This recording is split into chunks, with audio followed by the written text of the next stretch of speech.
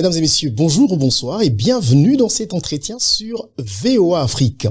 Le Salon international du tourisme s'est ouvert mercredi 19 janvier dernier à Madrid, en Espagne. Ce salon, intitulé Fitur Investour 2022, se tient en présence d'opérateurs touristiques et de quelques industriels venus du monde entier. Les stands des différents pays, dont celui de la République démocratique du Congo, ont ouvert leurs portes aux participants venus de tous les continents. Qu'est-ce qu'un pays comme la République démocratique du Congo, qui malheureusement est connu pour l'instabilité et l'insécurité, peut proposer aux gens qui veulent le visiter? Pour en parler, nous recevons pour vous Monsieur Modero Ntimba Matondo, qui est ministre congolais du tourisme. Il est en direct avec nous depuis l'Espagne. Monsieur Modero Ntimba, bonsoir. Bonsoir, monsieur. Vous êtes en direct avec nous depuis Madrid, en Espagne, où vous participiez à ce salon international du tourisme. Vous êtes là pour représenter la République démocratique du Congo. Est-ce que vous pouvez nous dire qu'est-ce que vous avez amené en tant que ministre de la Culture de la RDC à ce salon? Nous sommes à Madrid, effectivement, parce que Madrid, c'est le siège de l'Organisation mondiale du tourisme. L'OMT a son siège à Madrid. Le gouvernement espagnol, en collaboration avec l'OMT, organise chaque année ce qu'on appelle FITUR, la Foire internationale du tourisme. Et ensemble, ils organisent aussi ce qu'on appelle Investour, les investissements dans le secteur du tourisme. Tous les membres de l'OMT, organisations non gouvernementales privées, arrivent sur place pour vendre ce qu'ils ont comme produits touristiques et présenter les opportunités d'investissement dans le secteur du tourisme dans leur pays ou dans un secteur privé d'un pays. Voilà. Et vous avez représenté votre pays, la République démocratique du Congo. Qu'est-ce qui était au menu de ce que vous avez présenté aux gens? Au fait, j'étais pas seul. C'est une mission interministérielle au sein du gouvernement. J'étais accompagné de mon collègue, le ministre de l'Industrie de la République démocratique du Congo, M. Julien Paluku. Nous avons pris l'opportunité pour présenter au monde le plan d'industrialisation de la RDC, qui a été élaboré par le gouvernement de mon pays. À travers le ministère du Tourisme, nous avons profité de cette occasion, dans le cadre de l'Investour, présenter les plans d'investissement et d'industrialisation de la RDC. Un plan qui est étalé plusieurs secteurs, mais grâce au tourisme, nous avons profité de cette occasion pour donner les détails. Ça, c'est côté industrialisation. Côté sectoriel, nous avons présenté ce qui est comme produit spécifique de la RDC, ça veut dire l'écotourisme. Vous savez, en RDC, nous avons plus de 10 aires protégées, catégorisées en parcs, réserves naturelles, réserves de chasse. Nous avons présenté ces opportunités aux investisseurs et nous avons présenté la situation actuelle de la RDC pour attirer les investisseurs et les voyageurs. Ça veut dire un pays où les règles démocratiques fonctionnent. Ça veut dire il y a eu alternance à la tête du pays, les institutions fonctionnent, le Parlement, la justice est indépendante. Ça, c'est le sujet qu'on a abordé au cours de notre présentation comme gouvernement et opportunité. Monsieur le ministre, quand on voit ce qui se passe aujourd'hui dans votre pays, la RDC, avec la communication autour des problèmes de l'insécurité, surtout dans la partie est de la République démocratique du Congo, comment pourriez-vous convaincre à quelqu'un qui veut venir en tourisme en République démocratique du Congo avec tout ce qu'il entend de la RDC? Effectivement, notre sortie aujourd'hui, où les programmes entamés par mon ministère depuis mon arrivée, c'est de faire comprendre les choses de par notre propre voix. La République démocratique du Congo n'est pas la Libye, aujourd'hui scindée en deux États. La République démocratique du Congo a des problèmes dans sa zone nord, à plus de 2000 kilomètres de ça. Mais c'est justement dans cette zone, monsieur le ministre, qu'il y a l'insécurité. Cette zone n'est pas la République démocratique du Congo. Cette zone est une partie de la République démocratique du Congo. Pourtant, c'est dans cette zone qu'il y a des parcs, qu'il y a des animaux protégés que les gens veulent voir en tourisme. Ça, c'est mal présenté la République démocratique du Congo. Dans chaque province de la République démocratique du Congo, il y a un aire protégé. Certes, le Nord Kivu, c'est une zone très spécifique parce qu'il y a des gorilles des montagnes et qu'il y a un grand parc connu dans le monde, le parc de Virunga, qui dans sa partie nord a des problèmes dans les territoires de Beni.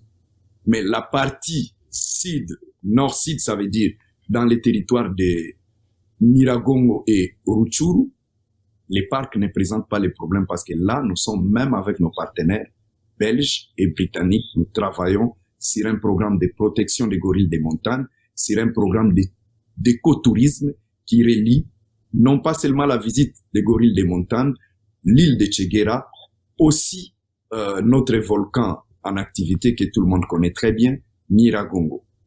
Mais aujourd'hui, monsieur le ministre, avec ce qui s'est passé dernièrement, avec l'assassinat de l'ambassadeur d'Italie, justement dans ce parc de Virunga, que répondriez-vous à quelqu'un qui dit la RDC, je vais pas y aller, Virunga, je ne peux pas parce que c'est là justement qu'a été assassiné l'ambassadeur d'Italie en RDC. Que diriez-vous?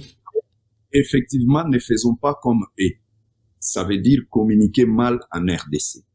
Il s'est passé des choses. Certes, c'est une zone qui a connu l'insécurité depuis la guerre du Rwanda de 94. Le fait que notre pays, par sa vision, par sa volonté d'accueillir chaque fois des gens, on a eu des réfugiés rwandais et des génocidaires rwandais qui se sont cachés dans nos forêts, précisément dans les territoires de Rutshuru, avec les phénomènes FDLR et des Interamwe. Nous avons travaillé là-dessus, non pas nous-mêmes, avec nos voisins, avec l'appui de la MONUSCO. Au jour d'aujourd'hui, s'il faut répondre précisément, je profite de l'occasion pour dire que les présumés assassins de l'ambassadeur sont déjà entre les mains de la justice congolaise. Nous attendons l'ouverture du procès. L'ambassadeur n'était pas assassiné dans la zone touristique du parc. Il y a ce qu'on appelle la zone où la population habite, zone B. Et je ne pense pas, vous avez suivi la situation avec le gouverneur qui n'était pas informé d'un diplomate dans cette zone. Nous déplorons ça comme un acte ignoble, mais on ne doit pas circonscrire la communication ou la visibilité du Congo par l'unique province du Nord Kivu, par l'unique ville de Goma. Alors qu'il y a la ville de Kisangani, il y a Lubumbashi, il y a la ville minière aujourd'hui de Kolwezi, dont la capitale héberge pas moins de 15 000 expatriés dans le secteur des mines. Vous savez aujourd'hui la RDC, comme nous voulons diversifier nos produits touristiques, vous savez que le secteur des mines aussi constitue un grand secteur touristique parce que beaucoup d'entre nous ne savent même pas où on produit les cobalt, dont la RDC est aujourd'hui premier producteur. J'ai essayé de faire comprendre à Investour, la RDC est l'unique pays au monde qui est déjà venu entre vos mains sans que vous ne mettiez pied en RDC. Alors, avant d'en arriver là, monsieur le ministre, parce que vous dites que nous présentons peut-être mal la RDC, si je vous demandais, vous, de nous présenter la RDC en une minute, de nous vendre la RDC telle que vous l'avez fait à ce salon de tourisme, comment nous le vendriez-vous? Effectivement, la RDC, c'est ce pays qui donne l'opportunité au monde d'avoir vos portables qui est entre les mains de tous citoyens du monde. Ça veut dire les colombo tentalites ou ce qu'on appelle castérite coltan, les coltans avec lesquels on fabrique la carte mère de vos téléphones et tout appareil miniature électronique provient de la RDC. La RDC est aujourd'hui capitale mondiale du cobalt dans le cadre de la production de batteries ou la transformation de nos véhicules à moteur à véhicules électriques. Le tout premier pays solution dans le monde aujourd'hui, premier producteur du cobalt, c'est la RDC. Ignorer la RDC, les présenter comme un état problème ne serait pas acceptable au jour d'aujourd'hui. Je veux bien que mon portable ait de la matière qui sort de la RDC, mais cela ne me donne pas forcément envie d'aller visiter la RDC. Et voilà pourquoi nous avons produit maintenant les plans d'industrialisation qui ne permet plus ou qui ne va plus permettre d'exporter la matière première sans les produire en RDC. Donc ça veut dire, rien que par les plans d'industrialisation, nous allons attirer des investisseurs pour venir installer leurs usines en RDC. En installant leurs usines en RDC, ça veut dire ils vont voyager, c'est le tourisme. Ils vont manger, c'est le tourisme. Ils vont dormir, c'est le tourisme. Et notre pays est déjà en avant, sauf la politique communicationnelle n'était pas bonne, il faut l'avouer, et nous nous mettons à la place de nos compatriotes qui criaient chaque fois. Voilà pourquoi au niveau du gouvernement, il y a une diplomatie, comme je dis, touristique. Nous allons maintenant vers le monde extérieur pour prêcher nous-mêmes, pour expliquer nous-mêmes.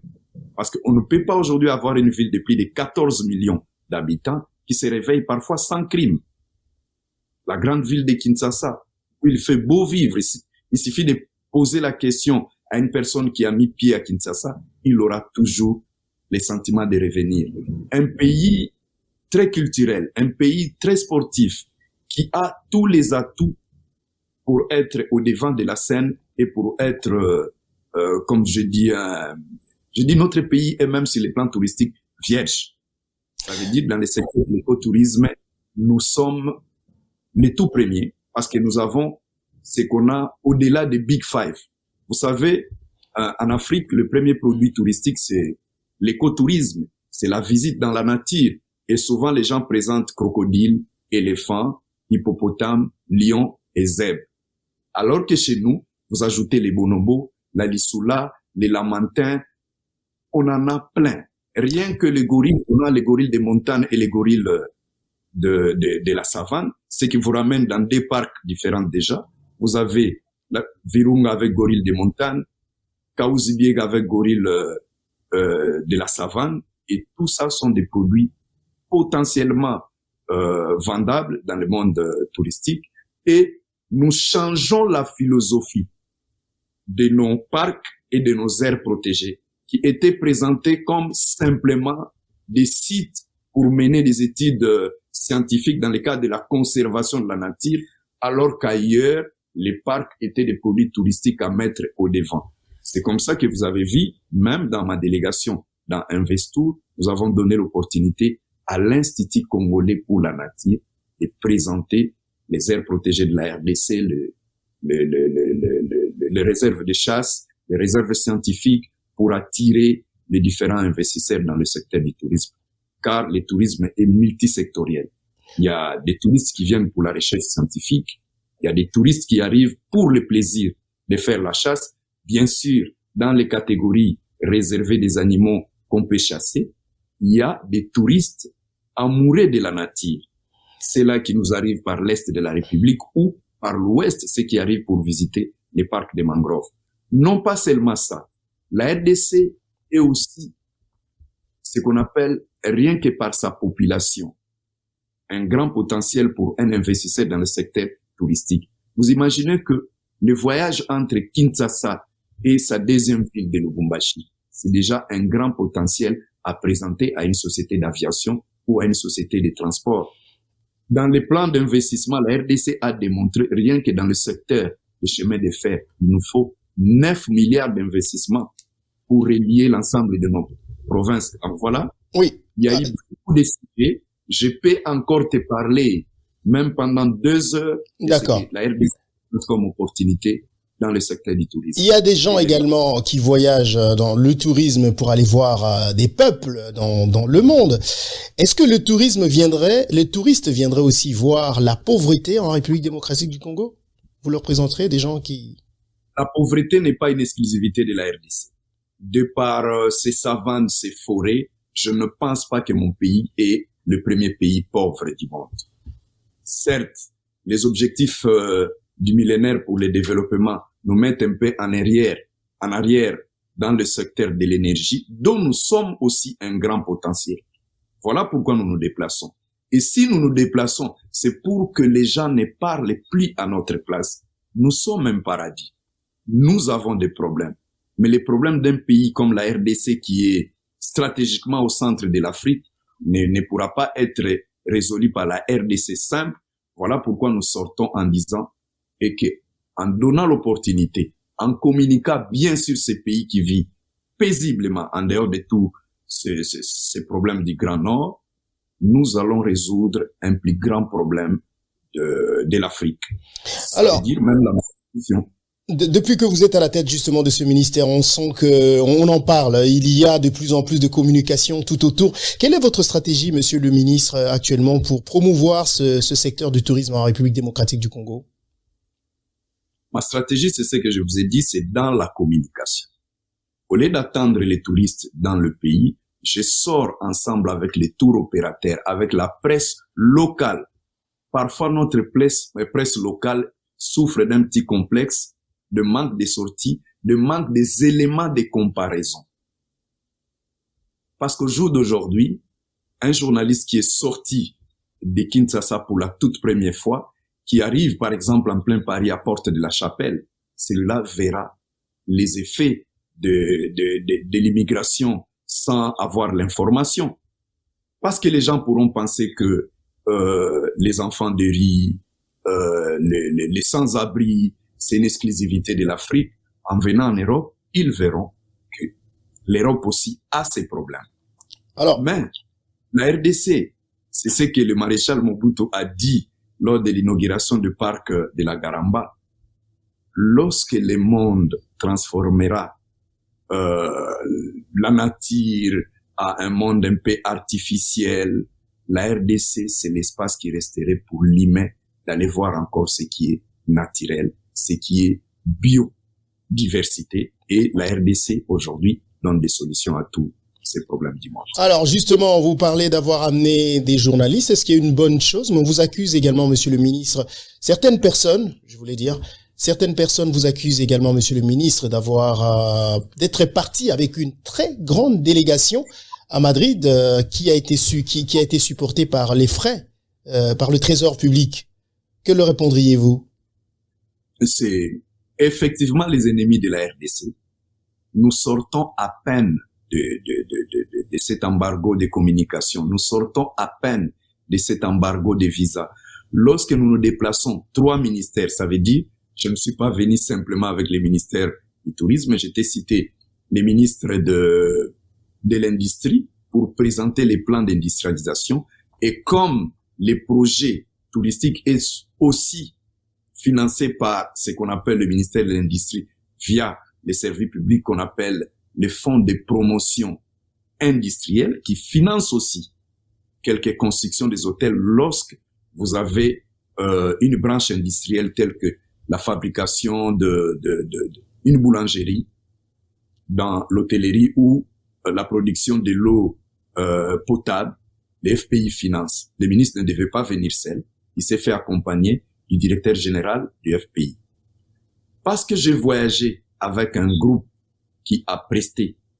Partout, les Marocains sont venus avec leur groupe. Et pourquoi les Congos devaient présenter l'image pauvre, alors que c'est cette image que nous combattons? Nous sommes venus avec un groupe de la rumba, connu de Kinshasa. Vous savez que ce n'est pas le ministre du Tourisme qui signe pour les musiciens, c'est le ministre de la Culture qui a fait accompagner ces 2 groupes folkloriques et les groupes de la rumba par 2 de ses conseillers. Et moi-même, au niveau du ministère du Tourisme, je ne peux pas venir ministre seul et faire les tours de toute la foire et de toutes les conférences lors de l'Investour. Je me suis fait accompagner des techniciens de l'Office national du tourisme du Congo, Madame Jolie Yombo et le directeur des investissements. Ensuite, parce que nous vendons les premiers produits, les aires protégées, les parcs, les réserves de chasse, la faune, la flore du Congo, qui est gérée par l'Institut congolais pour la conservation de la nature. Je suis venu avec le représentant du directeur général, ça veut dire le directeur scientifique, et 2 de ses experts, une en communication, un autre en biodiversité. Voilà, ma délégation était composée de 3 ministères. Et toutes ces personnes sont prises en charge par l'État congolais? Toutes ces personnes sont prises en charge par l'État congolais, non pas dans le budget de l'État. Ils gèrent des services publics, qui vendent des services et ils ont dans leur budget la ligne pour leur voyage. Vous pouvez vérifier au niveau du ministère des Finances, il n'y a eu aucune prise en charge de personnes extérieures en dehors de ceux qui sont de notre cabinet.